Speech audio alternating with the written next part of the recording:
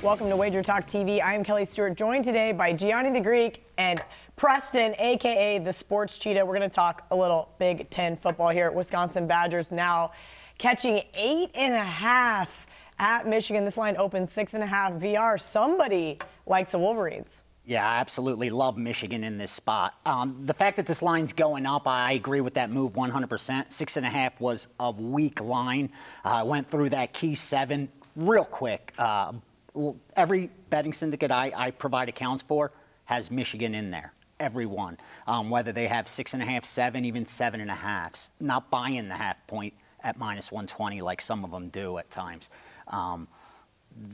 They agree with me. I made my line 11, and that's given Michigan only around 2.5 points for home field advantage. Their home field isn't that great there. I mean, great stadiums, always sold out, what have you, but against the spread, they're only 48% there the last 5 years.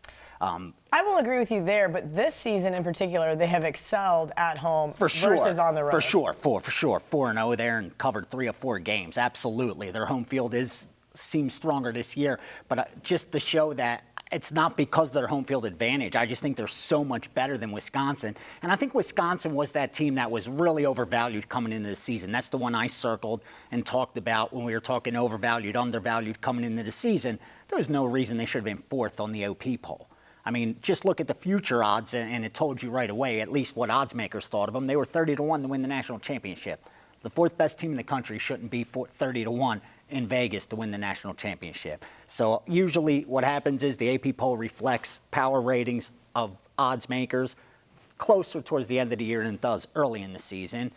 For me, I think Michigan's the much better team, much better than being number 12 in the nation. I make them a top 5 team power rating wise. Probably about four or five teams at the most would be favored over Michigan on a neutral field.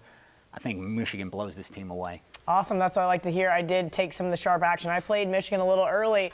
I have a feeling, though, Preston might tell me that he likes Wisconsin in this one. You have a feeling? I actually don't really like Wisconsin. I think the number's spot on now. Mine isn't as high as 11. I think 8.9 is my actual raw number for the game. So I wouldn't be getting involved.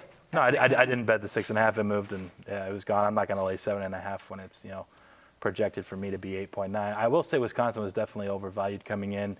But when Alabama exists, maybe 30-1 for the second favorite team's actually fair, just because no one really has a shot when it's all said and done. I'd be surprised if Michigan ended up winning the Big Ten just because their schedule's so tough. They have Michigan State on deck. Right, but I mean, prior to the season, though, we didn't know that was Alabama. I mean, sure, no, we didn't. But that's what's funny about looking at it now is Wisconsin 30-1 was probably low. It makes sense. Yeah, it probably should have been higher. Yeah, so for me, the only look, my total's 45.8, so there's a little bit of value on under 47.5, 47s that are out there, but not a ton. And it's one of those where if Michigan does go out to an early lead and then Alex Hornibrook's throwing the ball a ton, that hurts an under bet, I think, ultimately, because he's either turning it over or they're throwing the ball, stopping the clock, they're not running the ball. So it's one I'll probably wind up betting in game if I end up making a play in the game.